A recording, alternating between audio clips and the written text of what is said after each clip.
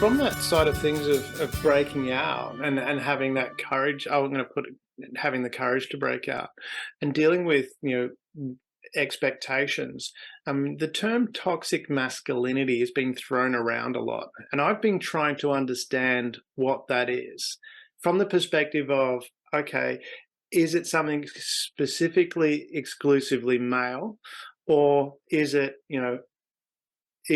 what is it? Because when I look at it and people describe, behaviors that are toxic masculinity that fit within that category, I'm going, well, that's not just a male behavior. There's women that do that too. So from your perspective, when a young man might be experiencing someone talking about toxic masculinity, how should they process that? Is it something where we give a lot of attention to, or is it, I mean, one person described it as just being a jerk, which is like, we don't want to be jerks, but that's, again, not a male trait to just be a jerk. I mean, that can be both genders.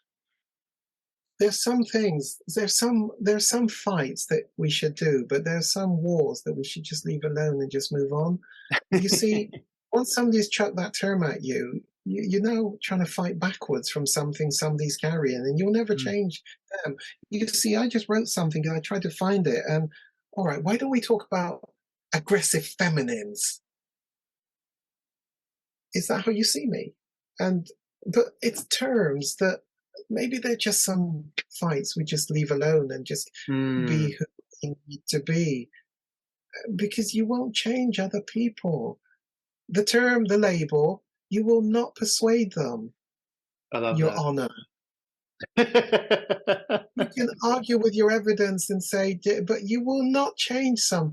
So sometimes those labels is note it. If it's my children, I'll say and say, these names that people are calling you, let's talk about that, and I'll help. But in other situations, you may not get to preach to others and say, hey, this term toxic, why does it have to be used? It's horrible. Hey, this term aggressive feminine, why does it have to be used?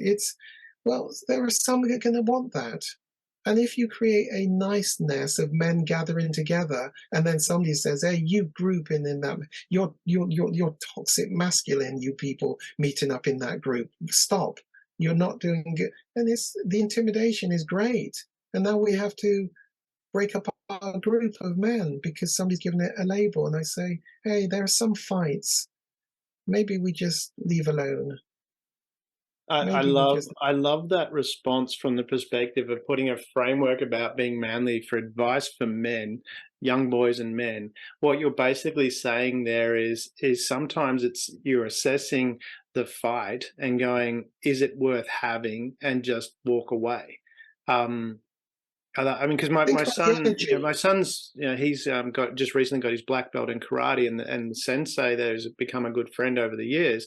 I mean, he works with both men and women, both perpetrators and victims of violence and abuse, and that's the space he works in. And he has what he calls the 5 Ds of dealing with conflict, and the first one is distance.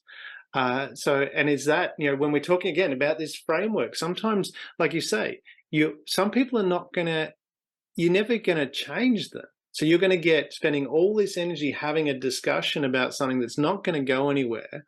Is it better just to let it go?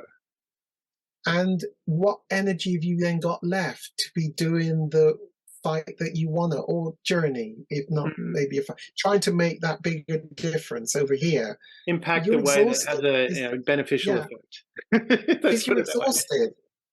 Yeah. You're exhausted and trying to deal, and actually what's happened is you got neutralized from being the best that you can be, because you went and tried to fight some war that was really, you were never going to make a big impact in, and now you have been emasculated from being able to fight the proper war. Well, and I love that from the perspective, because you've opened my eyes in the sense of something that I just do. Because if there's what I consider to be an irrational discussion, and I'm not saying the other person is irrational, it's just the discussion is going to be irrational, I'll just shut up, because and this is what I love, because you can't argue with someone that's not going to argue. It's shadow boxing. There's only so long you can keep boxing against a shadow that you're going to stop at some point. Yeah, and don't give them a target. Yeah, just shut up.